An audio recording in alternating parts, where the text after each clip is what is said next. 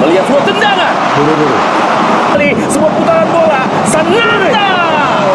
Itu bisa didapatkan. Sudah. Masih ada peluang dan gol.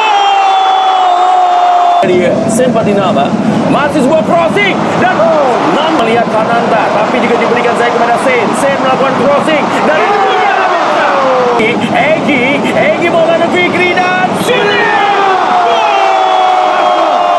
garis offside, tendangan diberikan mudah saja bagi Emil Audero, dilakukan kali Yuchia. Ya, dia ngetes Emil Audero. Ya, saya rasa bukan tim yang tidak diperhitungkan, rankingnya juga jauh. Kembali saya bilang sama tim, jangan berpuas diri. Luar biasa, sangat dramatis. Admin aja sampai deg-degan nontonnya. Hasil dan skor akhir laga Timnas Indonesia di FIFA Matchday 2025. Begini jalannya pertandingan. Langsung bikin keputusan.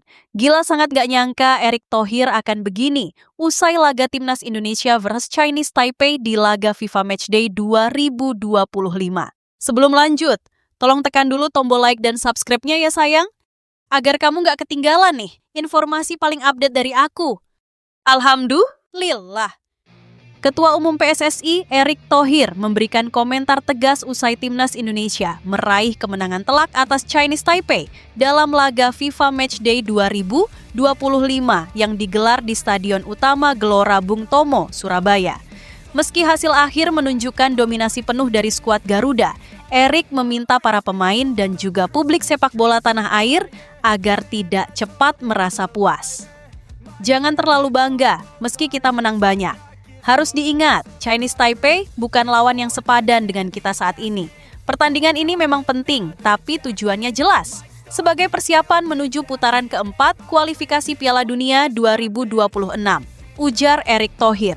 Menurut Erick, kemenangan atas Chinese Taipei memang memberikan suntikan moral bagi para pemain, tetapi tantangan sesungguhnya baru akan dimulai pada babak berikutnya. Indonesia akan menghadapi lawan-lawan kuat di putaran 4 nanti. Jangan terlena dengan hasil ini. Lawan yang sesungguhnya ada di depan mata.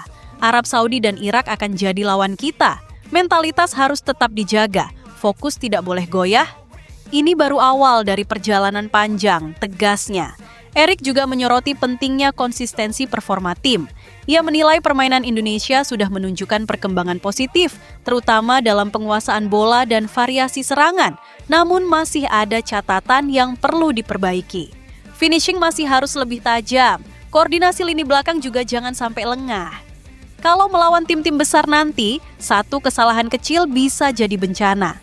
Jadi, saya ingatkan sekali lagi, kemenangan ini bukan alasan untuk berpuas diri, melainkan motivasi untuk bekerja lebih keras, tambah Erick. Selain itu, Erick juga menyampaikan apresiasinya kepada supporter yang terus memberikan dukungan penuh bagi Timnas Indonesia. Menurutnya, dukungan publik menjadi bahan bakar penting bagi perjuangan Garuda di level internasional. Kita semua harus satu visi, bukan hanya menang di uji coba, tapi target utama adalah bisa bersaing dan membuat sejarah dengan lolos ke Piala Dunia 2026. Itu impian besar kita bersama, pungkas Erick. Luar biasa, sangat dramatis. Admin aja sampai deg-degan nontonnya. Hasil dan skor akhir laga Timnas Indonesia di FIFA Matchday 2025. Begini jalannya pertandingan. Timnas Indonesia dapat unggul cepat melalui tandukan dari Jordi Amat pada menit 6. Bek naturalisasi asal Spanyol melompat paling tinggi untuk menyambut umpan crossing Beckham Putra dari lini sayap kanan penyerangan. Ini menjadi gol kedua Jordi Amat sejak debut perdana memperkuat Timnas Indonesia 23 Desember 2022. Sementara untuk Etam, sapaan Beckham menjadi catatan assist perdana berseragam Timnas Indonesia. Keunggulan pada awal babak pertama membuat Timnas Indonesia bermain lebih tenang. Pasukan Garuda memainkan umpan kaki ke kaki untuk membongkar pertahanan Mulan, julukan Cina Taipei. Dalam skema ini, Mark Klok yang menjadi jenderal lapangan tengah Timnas Indonesia bermain begitu atraktif. Pemain Persib Bandung tidak hanya mengalirkan umpan, namun juga memutus jalur penyerangan lawan. Peluang berbahaya Timnas Indonesia kembali hadir pada menit 16, ialah melalui pergerakan Shane Patinama yang terbebas di sisi kiri penyerangan. Namun, tendangan Shane Patinama di sudut sempat kotak penalti masih melenceng tipis dari gawang. Menit 18 menit, giliran lini sayap kanan yang dihuni oleh Egy Maulana Fikri menghadirkan ancaman untuk China Taipei. Cutback dari Egy yang menjurus kepada tembakan langsung berhasil diblok oleh kiper China Taipei, Huang Chiulin. Akhirnya, usaha demi usaha timnas Indonesia berhasil memperlebar kedudukan di babak pertama. Ramadan Sananta yang berdiri tak jauh dari garis gawang China Taipei memperoleh bola rebound berkat tandukan Rizky Ridho dari sepak pojok. Sananta pun tinggal mencocor bola ke gawang China Taipei pada menit 25. Ini menjadi gol ke-6 dari Ramadan Sananta sejak debut memperkuat timnas Indonesia pada 24 September 2022. Kembali, keunggulan timnas Indonesia diperlebar melalui gol spektakuler dari Mark Klok menit 33. Tendangan terukur Mark Klok dari area garis penalti berhasil mendarat dengan indah ke pojok gawang China Taipei. Gol Mark Klok menjadi comeback indah bersama timnas Indonesia sejak absen dari pemanggilan melawan Irak 24 Maret 2024 lalu. Timnas Indonesia belum berhenti berpesta dengan gol keempat yang diciptakan oleh Eliano Reinders berkat umpan tarik Egy Maulana Fikri, menit 38. Gol pemain baru dari Persib menjadi koleksi debutnya bersama timnas Indonesia. Skor 4-0 mengantarkan timnas Indonesia dan China Taipei memasuki ruang ganti babak pertama. Untuk skor akhir kalian bisa lihat di judul dan thumbnail video ini ya guys. Hebohkan fans timnas. Begini alasan Patrick Kluivert. Terus panggil Ramadan Sananta ke timnas Indonesia. Pelatih timnas Indonesia, Patrick Kluivert, bongkar alasan terus memberi kepercayaan kepada Ramadan Sananta ke skuad Garuda. Ramadan Sananta menjadi salah satu pemain yang dipanggil ke timnas Indonesia dari 27 pemain. Pemain Liga Super Malaysia di PMMFC tersebut memang sempat tak dipanggil ke timnas Indonesia.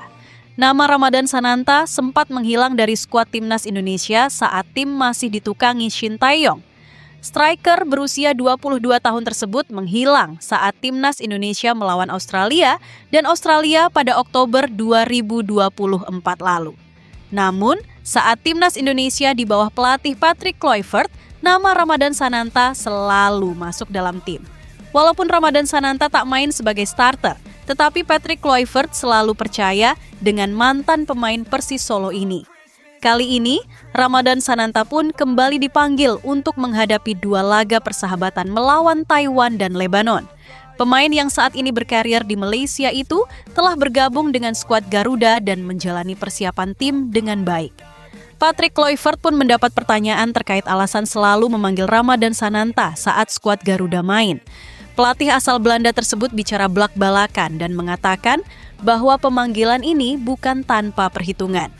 Menurutnya, Sananta melupakan bagian penting dari tim, baik sebagai opsi starter maupun pengganti. Mantan pemain Barcelona ini mengatakan bahwa Ramadan Sananta merupakan pemain yang memiliki karakter dan sikap luar biasa. Kluivert mengaku bahwa setiap ia dipanggil, Sananta selalu menunjukkan penampilan terbaiknya baik di latihan maupun bersama tim. Mantan pemain PSM Makassar tersebut dinilai selalu bekerja keras, sehingga tim pelatih pun memberikan kepercayaan kepadanya. Patrick Kluivert mengatakan bahwa Ramadan Sananta terus dipercaya bukan hanya karena kualitasnya, namun juga mentalitas dan kerja keras yang ditunjukkan sang pemain tersebut yang membuatnya dipanggil ke skuad Garuda. Apalagi posisi sebagai penyerang tengah kerap disorot karena skuad Garuda minim opsi lain di lini depan. Sananta selalu ada dalam skuad. Sekarang dia bermain di Malaysia dan terus menunjukkan kemampuan terbaiknya, ujar Patrick Kluivert kepada awak media termasuk bolasport.com. Menurut Kluivert, Ramadan Sananta memang bukan satu-satunya pilihan. Akan tetapi, ia selalu menunjukkan kerja keras yang bagus, sehingga tim pelatih pun terus memberinya kepercayaan. Dia bukan satu-satunya striker yang kami miliki, tapi dia pemain yang selalu memberikan usaha maksimal dengan mentalitas yang baik, kata Kluivert. Lebih lanjut, Kluivert menekankan bahwa untuk menebus timnas Indonesia, pemain tak hanya butuh teknik tinggi. Akan tetapi, ia menegaskan bahwa pemain juga harus memiliki mental juara yang luar biasa. Pasalnya, ini bisa menjadi faktor penentu, sehingga tim pelatih pun percaya sepenuhnya dengan Sananta. Kalau kamu punya kemauan dan mentalitas yang kuat, tentu bisa masuk ke tim. Jelas, Patrick Kluivert. Tapi kualitas juga harus berada di level tertentu, itu jelas. Tuturnya. Pernyataan dari Kluivert ini membuat Sanata semakin berpeluang besar menjadi salah satu pilihan starter timnas Indonesia nantinya. Gegerkan zona Asia. Alarm untuk timnas Indonesia, Irak menang di Thailand dan tembus final. Begini penjelasannya, timnas Irak berhasil melaju ke babak final Kings Cup Thailand 2025. Sebagai informasi, ajang ini diikuti 4 negara. Rinciannya adalah Thailand, Fiji, Irak, dan Hong Kong. Format Kings Cup 2025 sendiri bisa dibilang cukup unik. 4 negara tersebut langsung melaju ke babak semifinal. Tepatnya, yakni Irak bertemu Hong Kong dan Thailand ditantang Fiji. Semua pertandingan digelar di Stadion Provinsi Kanchanaburi, Thailand. Pada Kamis 4 September 2025, Thailand berhasil melaju ke babak final setelah mengalahkan Fiji dengan skor 3-0. Di sisi lain, Irak sempat menjalani laga sulit melawan Hong Kong. Tim asuhan Graham Arnold tertinggal terlebih dahulu lewat gol pemain Hong Kong, Matheus Or, pada menit ke-61. Beruntung bagi Irak, Mohanad Ali mampu mencetak brace pada menit ke-67 dan 80. Irak akhirnya keluar sebagai pemenang dengan skor 2-1.